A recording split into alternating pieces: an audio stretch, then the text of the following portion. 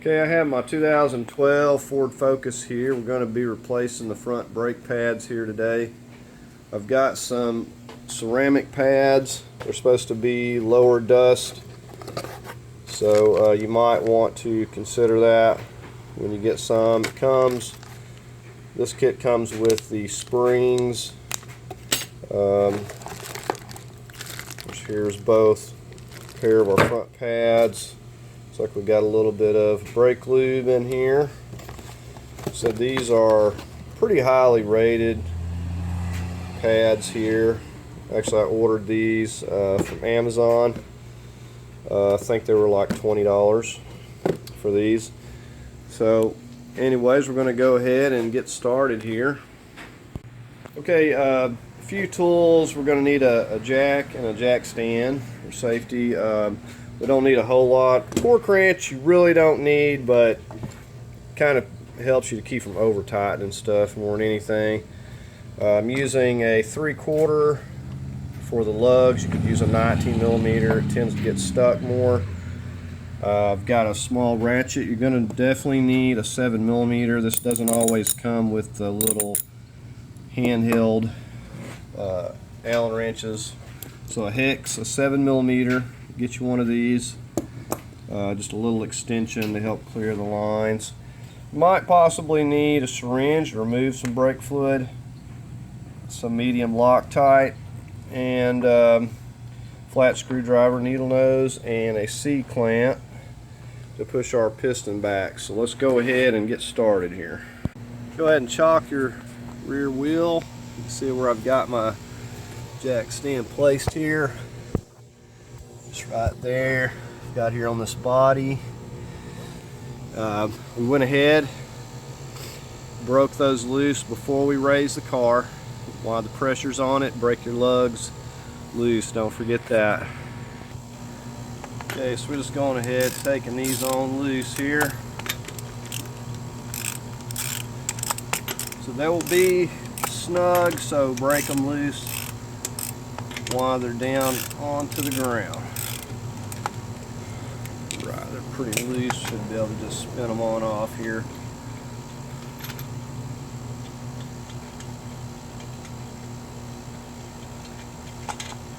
Right, so we're just going to go ahead and take all those loose. Okay, so we'll go ahead and get our wheel cover off. The only thing about it is when you put it back, just put the little valve stem indentation where the valve stem goes. We're going to go ahead and wiggle this off. Now, if you have any trouble getting this off, you want to take some spray lubricant and spray like around this hub here. And you may also have to get you a big rubber mallet like this and hit it from the back side, because if they're rusty, they'll want to stick there on that hub. So anyways, we go ahead and get that out of the way. Okay, the first thing in here, I'm going to get this little wire. I got some needle nose just to keep it from flying off. I'm going to take a screwdriver, pop that top part out there, and that'll just wiggle on out of there. So there is that. Pretty simple. Okay, the first thing that I've done is turn this wheel so you can see this better here. Got these little dust caps. You can just pick those off with your fingernail. And there's one down here on the bottom. Just dig those off there. Okay, the next thing we're going to come in here with our 7mm on the top. You notice the extension helps us miss these things here, makes it a little easier. And we're just going to loosen this up. And it shouldn't be terribly tight, but if it is, you may need an extended handle. So we're just going to go ahead and loosen this top one up. You can see it coming out of the bracket there.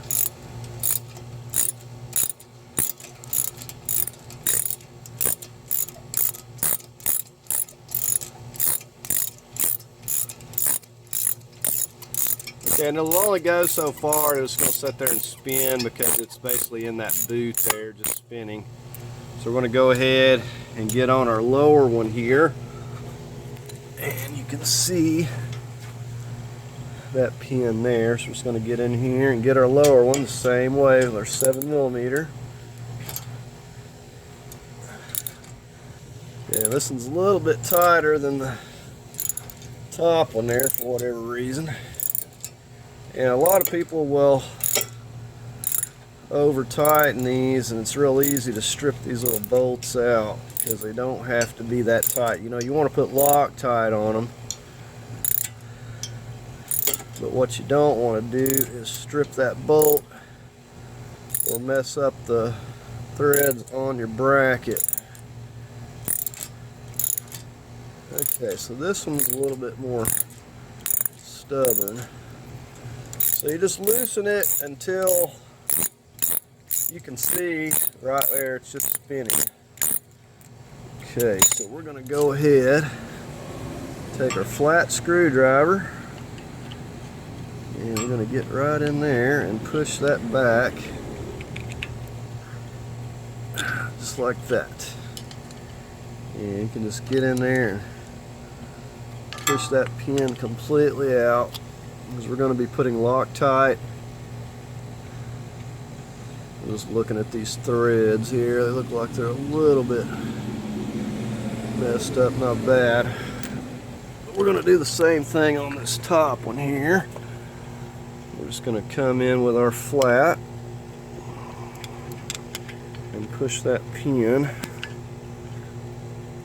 because it'll just sit there and spin until you push it out. It's good to push it as far as you can with the screwdriver. It's just going to make it easier to wiggle it out. And see, I still can't quite pull it out by hand.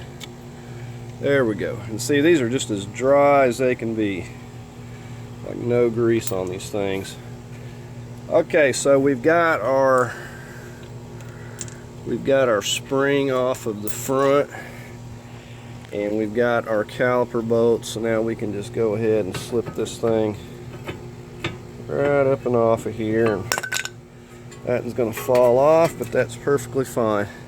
Just leave that one on there for a moment, and you can see that is wore just as slick as it can be. I mean, there's not even a sheet of paper thickness of pad left on it. So I've been doing a lot of work on this car. I'm just now getting the brakes, but I haven't been really driving this other than just test driving it.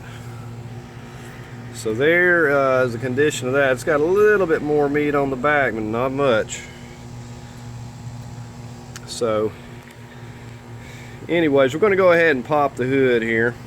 Okay, so you want to come up here and remove your cap. Okay, and you can see how full that is. So probably I'm going to have to take my syringe and take this a little bit of this fluid and put it in a little empty bottle. I've got a empty brake fluid bottle, and I'll take a little bit of that out. Make sure you got a good clean syringe, and just as easy as that, we'll just take a little bit out and put in here as needed. And make sure, said, if this spills out anywhere, take it to the car wash and wash it off, because it's really corrosive. It really loves to eat paint and stuff up, so make sure that you get that cleaned off. Alright, so we're going ahead getting our C-clamp set up here, and notice we left the old pad on there, so we got something to push on here. And I'm going to watch and monitor my fluid up here in the reservoir, and as I need to. So right now, while I'm compressing this, I'm watching it. I need to push this all the way back as far as it'll go. I want to make sure that it's not going to be overflowing on us. So far it looks good. Okay, and we've got it pushed completely all the way back, and it did not overflow up here.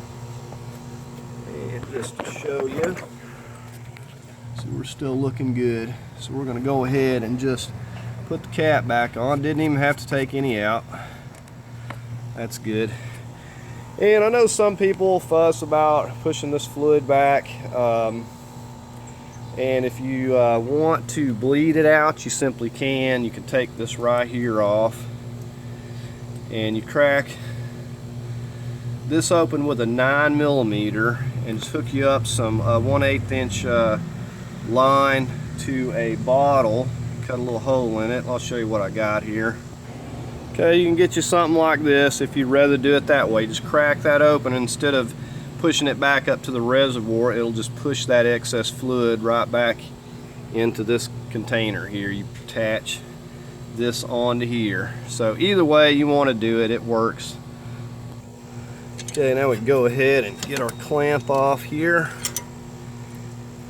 And then we can finish popping this out.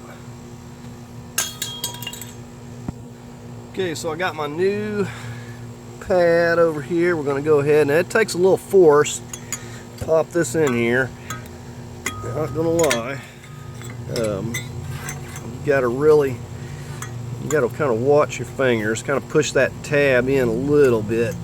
Sometimes I've had to use the screwdriver or something to get it going, but it's in no danger of popping out of there.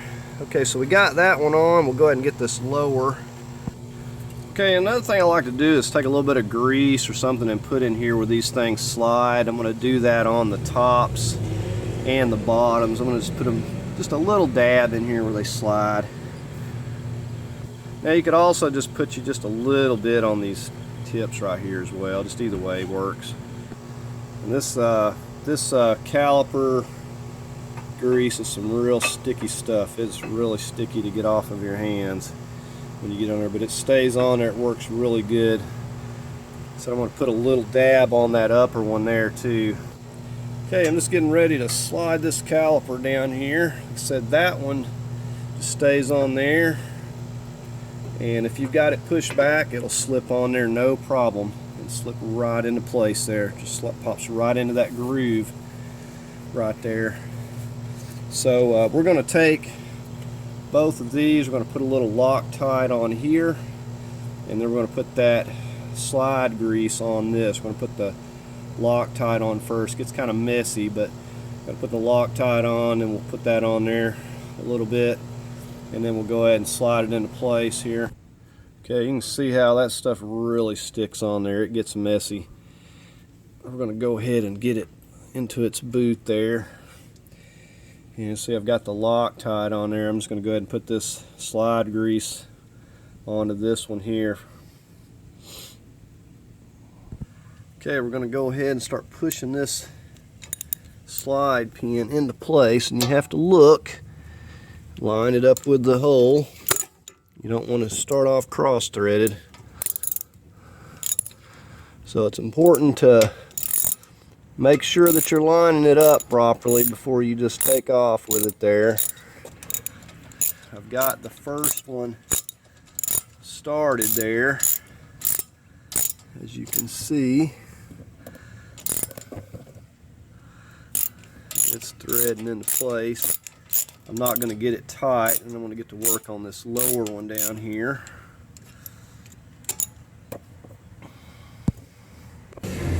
Okay, and you have to push that top around a little bit sometimes to get the top and the bottom lined up. So we've got those lined up and snugged in there. We'll go ahead and get our torque wrench now. Okay, it doesn't take a lot of torque. I got this set to 21 foot-pounds here. We're going to go ahead and get on this top one. So that's all you need. The Loctite will do the rest. And there's the lower one, torque down. Okay, don't forget about your dust boots. Push those back into place on the top and the bottom. Okay, so now we got to get our little clip back on here. I've just got my needle nose and my flat screwdriver. Now I'm just reusing the original. They seem to fit just fine and fit almost better than the other ones. I just like to slip the bottom one in, slip it on, and most of the time I'll take and I'll just kind of hold this from slipping out a little bit or whatever and get me a little bit of leverage on here. Sometimes it slips out on you, but let's try it again here.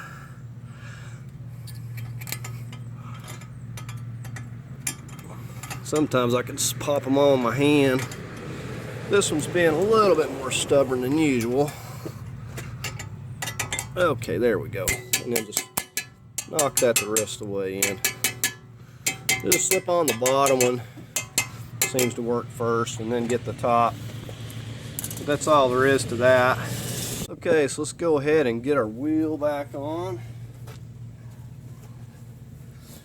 Then we'll pump these brakes up before we take off with the vehicle as well.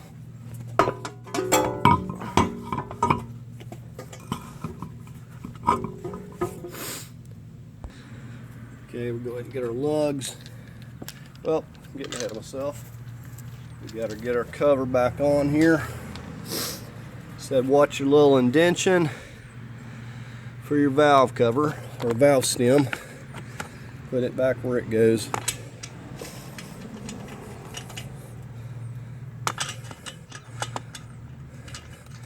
And we'll get these torqued down once we get it down here on the ground. Okay, we're just snugging these in a crisscross pattern. It's not going tight. We're not even really tightening them until we get it down on the ground. Just snugging them down just slightly. And then we'll get the vehicle lowered and we'll pump our brakes up. Okay, we got the jack stand out from under there. We're going to go ahead and lower the vehicle down slowly here.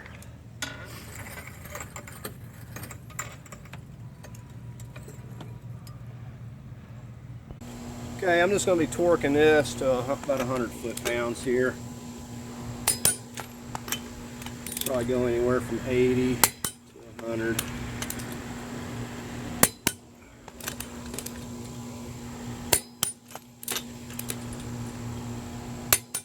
Let's go back and double check them. Crisscross pattern. Okay, so that's going to do it for this video. We just got the both the tires or the wheels torqued down, and just going to take it for a test drive. But definitely good to have some new pads on here, and it didn't cost very much. I mean, if you have the tools, you're looking at $20 for the brake pads, so very cheap and a good bit of maintenance to do to your car. So anyways, if you want to tackle this, you can save yourself some money. So that's going to conclude the video. I hope you found it helpful. If you did, please give it a thumbs up. And as always, I invite you to subscribe, and thanks for watching.